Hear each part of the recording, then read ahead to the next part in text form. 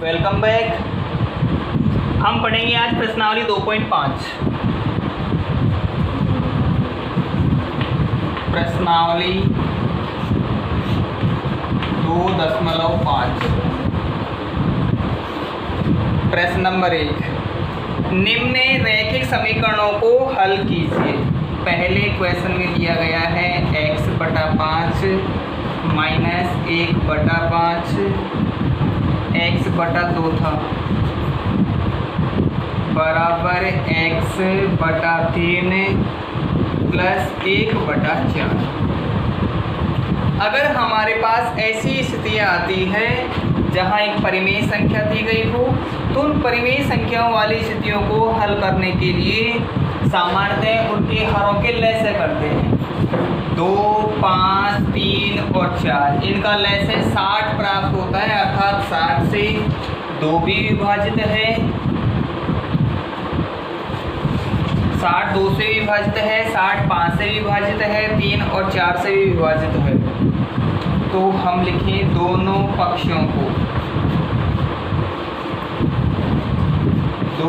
पक्षों को लय से 60 से गुणा करने पर दोनों पक्षों को गुणा कर देते हैं। x/2 इसे 60 से गुणा करेंगे, माइनस 1/5 इसे भी गुणा करेंगे 60 से, x/3 गुणा 60 प्लस 1/4 गुणा 60, अर्थात प्रत्येक पद 60 से गुणा होगा, बाएं पक्ष में भी और दाएं पक्ष में भी। दोनों पक्षों को साथ साथ चलेंगे। 2 से 60 कटेगा 30 बार, 5 से 60 कटता है 12 बार, 3 से 60 कटेगा 20 बार और 4 से कटेगा 15 बार। 30 को x से गुणा करने पर 30x प्राप्त होता है, माइनस 1 को 12 से गुणा करने पर 12 एकम 12, x को 20 तो 20x प्लस 15 एकम 15।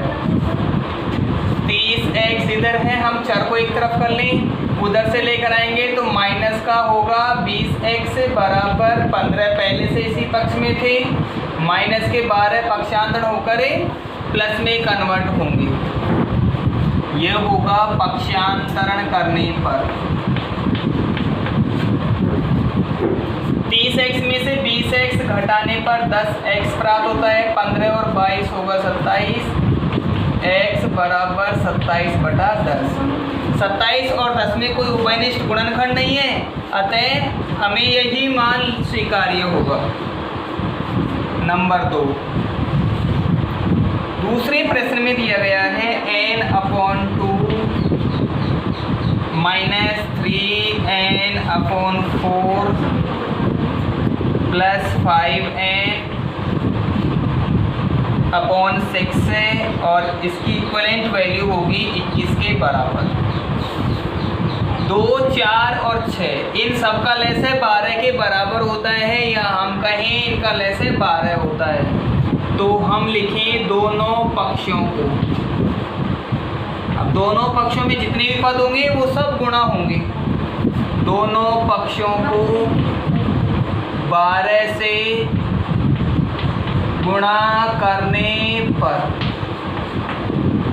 n/2 मल्टीप्लाई किया 12, 3n/4 इक्वलेंट 12 प्लस 5n/6 और इक्वलेंट वैल्यू 21 और इक्वलेंट वैल्यू 12 की।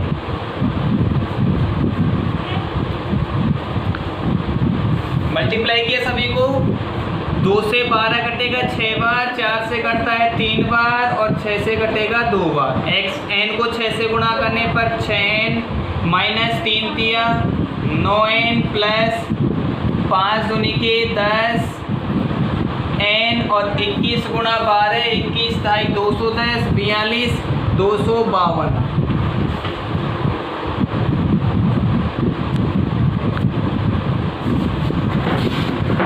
आगे हम इसे हल करते हैं।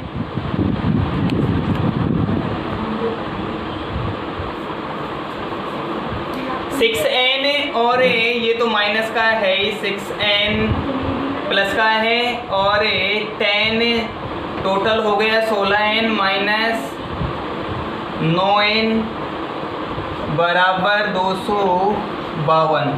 16n में से 9n घटाने पर 7n प्राप्त होता है 252।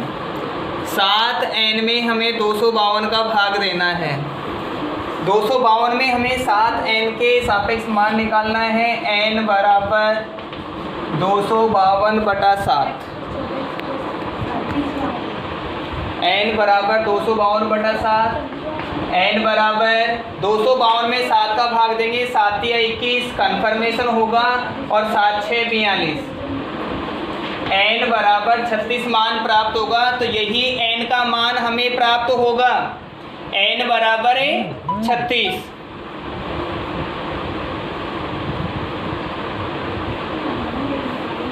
अगला प्रश्न नंबर 3। तीसरे प्रश्न में दिया गया है x + 7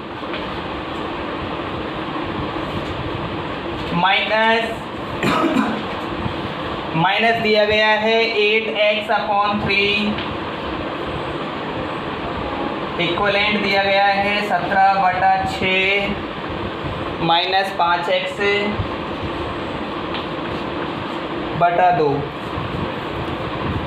3 का 6 का और 2 का लैसे 6 ही आएगा। हम प्रत्येक पद को 6 से गुणा करेंगे।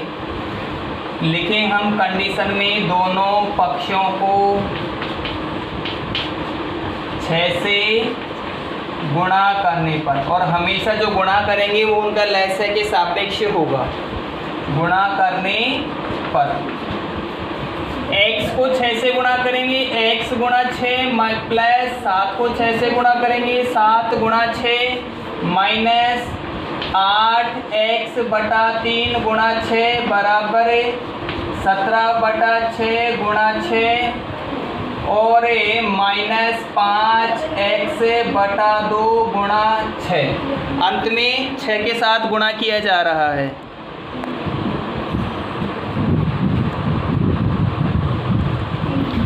x को 6 के साथ गुणा करने पर 6x प्लस 7 6 42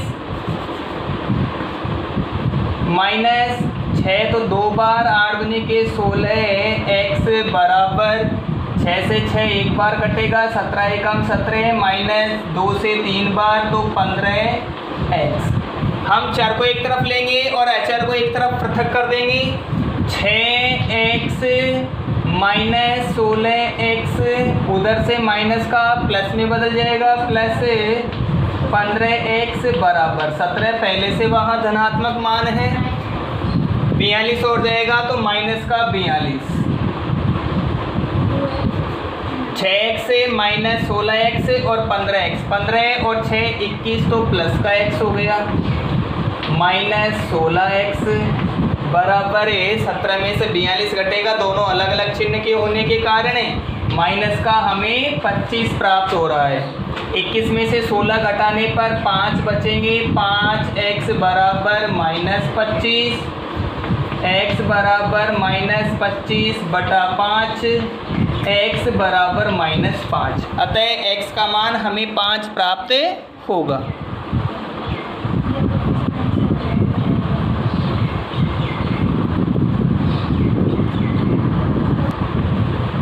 प्रश्न नंबर 4 में दिया गया है x माइनस 5/3 बराबर x माइनस 3/5। 3 का और 5 का दोनों का लैसे करके बिल्कुल सीधा हल कर देंगे। दोनों पक्षों को उनके लैसे, दोनों पक्षों के लैसे 15 से गुणा करने पर x माइनस 5/3 एक अकेला ही पद है, इसीलिए इन्हें कोष्टक के रूप में करके और 15 से गुणा करेंगे बराबर x माइनस 3/5। इसे भी मल्टीप्लाई करेंगे 15 के साथ। 15 से 5 3 बार और 3 से 15 5 बार।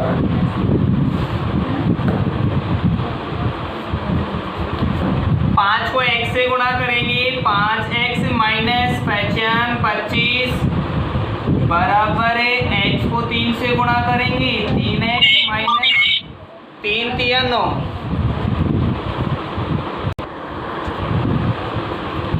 5x से माइनस 25, 5x से उधर से 3x आएंगे, माइनस में कन्वर्ट होंगे, बराबर -9, 25 आएगा तो प्लस का 25, क्योंकि प्लस का माइनस का था तो इधर वाले पक्ष में माइनस में कन्वर्ट होगा, प्लस में कन्वर्ट हो जाएगा।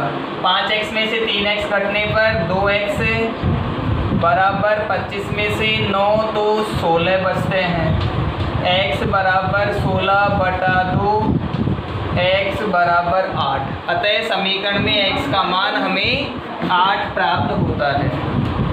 प्रश्न नंबर 5वां। 5वें प्रश्न में 3t minus 2/4 minus 2t plus 3/3 और इक्वल वैल्यू है 2/3, 2/3 माइनस t। 4, 3 और 3 इनका लैसे 12 के बराबर होता है, अर्थात 12 ही होता है। तो हम लिखें दोनों पक्षों को, दोनों पक्षों को 12 से गुणा करने पर, दोनों पक्षों को 12 से गुणा करने पर 3t/-2/4 और इसे गुणा करना पड़ेगा 12 के साथ, -2t प्लस 3/3 और इसे भी गुणा करना पड़ेगा 12 के साथ।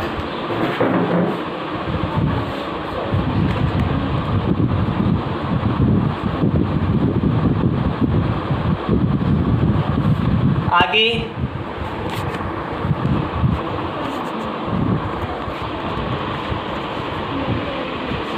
हम हल करते हैं, बराबर 2/3 गुणा 12 माइनस t गुणा 12, सभी को हमने 12 से गुणा किया, 4 कटेगा 4 से 3 बार और 3 से 4 बार, इधर भी 3 से 4 बार। 3t को 3 से गुणा करेंगे तो 9t प्राप्त होगा, 9t, 3 तिया 9, 9t माइनस 3 दूनी के 6 minus 2t into 4 8t plus minus plus minus में ही कन्वर्ट होगा, तो 3 माइनस बाहर है, कोष्ठक के अंदर प्लस है, प्लस माइनस माइनस हो गया और उस -3 को गुणा करेंगे 4 से तो माइनस के 12 ही प्राप्त होंगे, बराबर 2 को 4 से गुणा करने पर 8 और माइनस t को 12 से गुणा करने पर 12t। 4 को एक तरफ रख लें या 4 को एक तरफ रख लें, 9t माइनस 8t और प्लस 12t और इक्वलेंट है ये 8 प्लस 12 प्लस 6 अर्थात -6 पक्षांतर में प्लस का हो गया, -12 भी पक्षांतर से प्लस का होगा। 9 और 12 21 t माइनस 8t, 8 और 12 20 और 6 26, 21 में से 8 जाएगा 13 t बचेंगे और ये 26 t बराबर 26/13 है, t बराबर 2, अतः t का मान 2 प्राप्त होता है।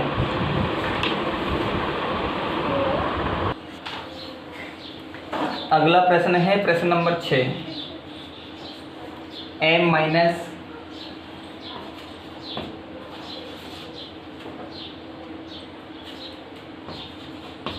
m-1/2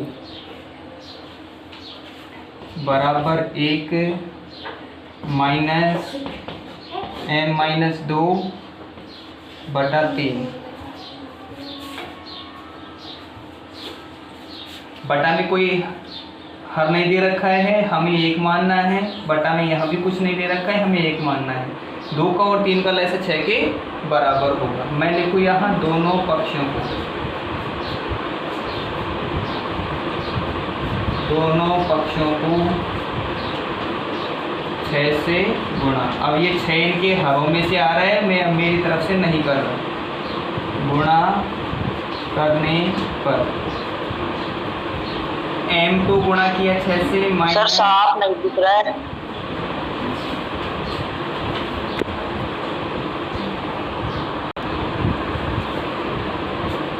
m-1/2 और ये टोटली गुणा होगा 6 के साथ बराबर 1 गुणा 6 माइनस m-2/3 और ये भी होगा गुणा 6 के साथ ही।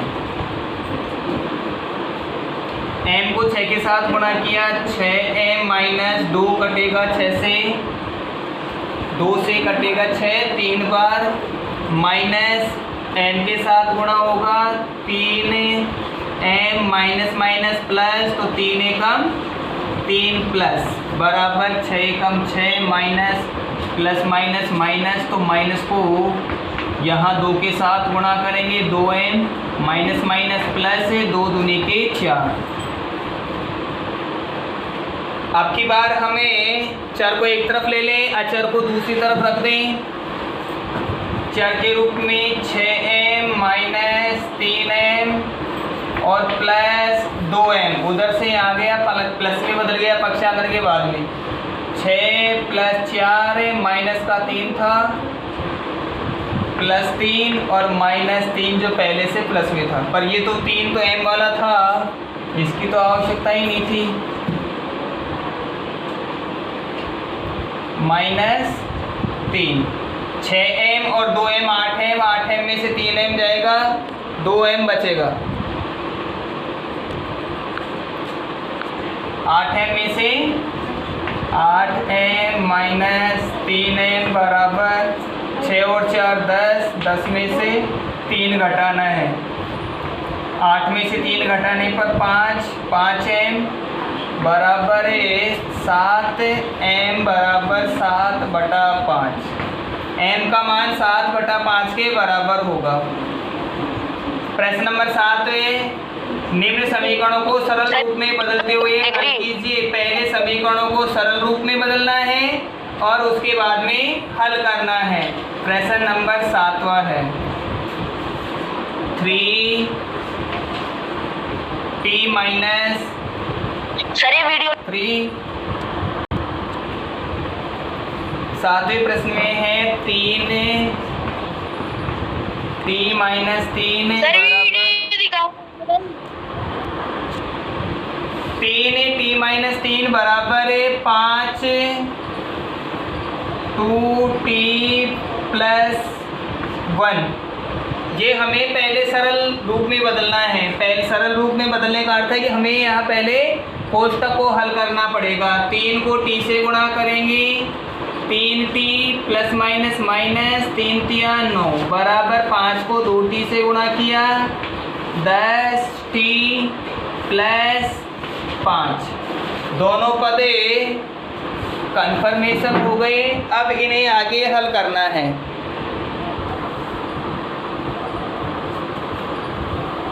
इसके लिए आगे देखते हैं क्या कुछ हमें करना पड़ेगा। 3t उधर से माइनस 10t प्लस का था, चेंज हो गया माइनस में, प्लस 9 इधर माइनस का था, उधर है प्लस में कन्वर्ट हो गया। 3 10 है तो माइनस के 7t बराबर हो गए 14। दोनों प्लस के हैं, 9 और 5 14। आगे देखते हैं t बराबर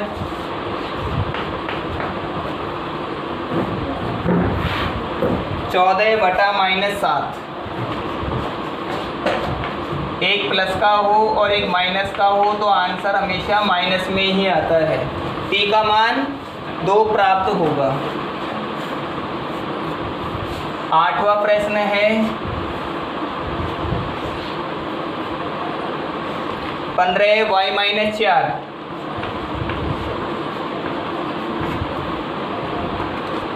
-2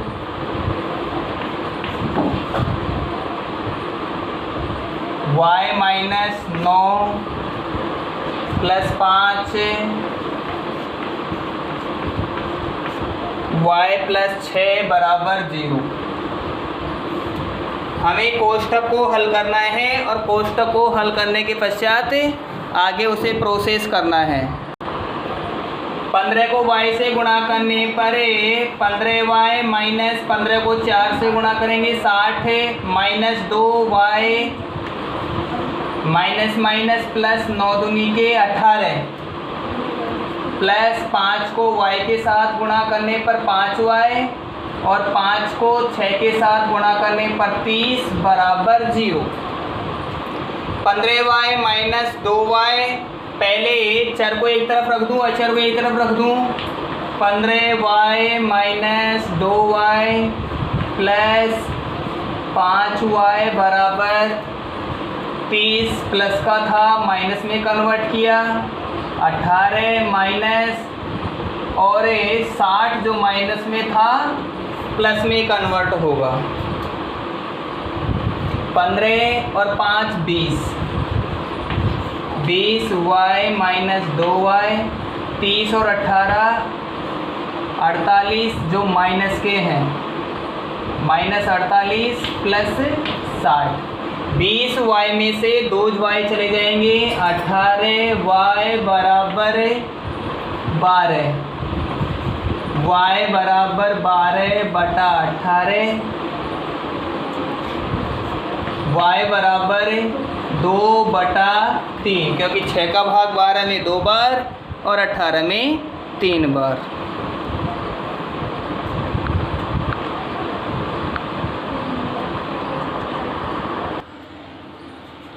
अगला प्रश्न number 9। 3 5z - 7 -2 9z - 11 equivalent value है 4 8z - 13 -70। 3 को 5z से गुणा करेंगे तो 5 दिया 15z माइनस 7 दिया 21 माइनस प्लस माइनस माइनस के तो 18z माइनस माइनस प्लस 11 दूनी के 22 बराबर 4 को 8 से गुणा करेंगे 32z प्लस माइनस माइनस 52 और माइनस के 17। ये कोष्ठक हल करने पर हो गया। चर को एक तरफ रख दें, अचर को एक तरफ रख दें। 15z minus 18z minus 32z plus का था, ये आएगा तो माइनस का ही कन्वर्ट होगा। -52 माइनस 17 प्लस का इधर है तो उधर माइनस का 22 प्लस माइनस 21 तो प्लस का 21। 15z माइनस के प्लस के हैं 15z, 18 और 32 50 हैं वो माइनस वाले हैं बराबर 52 और 17 हो जाएंगे 69, 69 और 22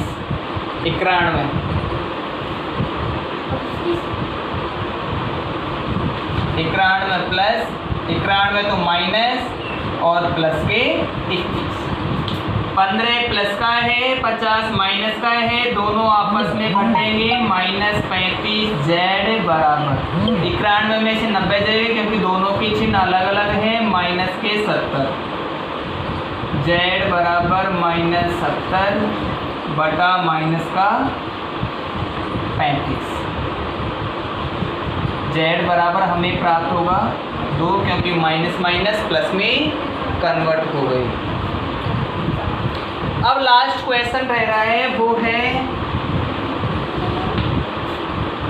0.25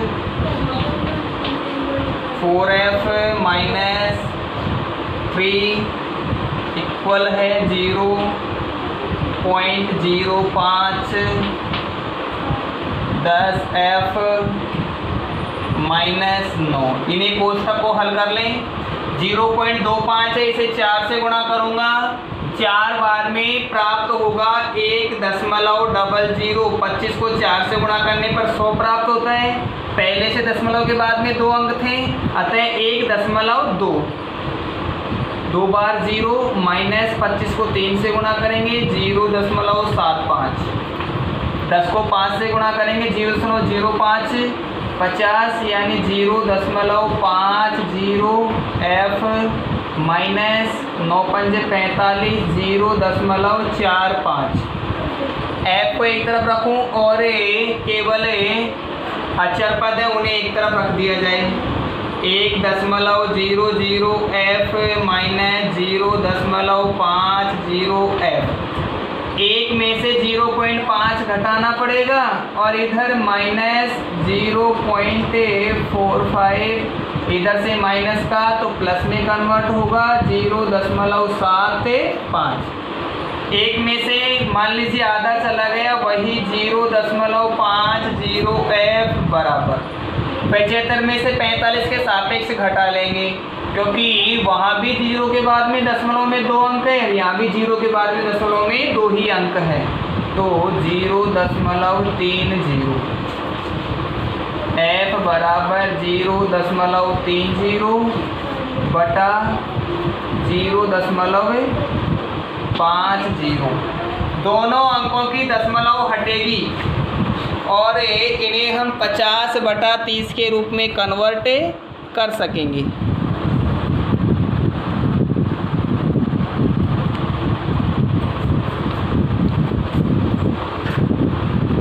आगे हम यहाँ कर देते हैं F बराबर 30/50, 0 से 0 क्रॉस होगा, F बराबर 3/5। प्रश्नावली 2.5 खत्म।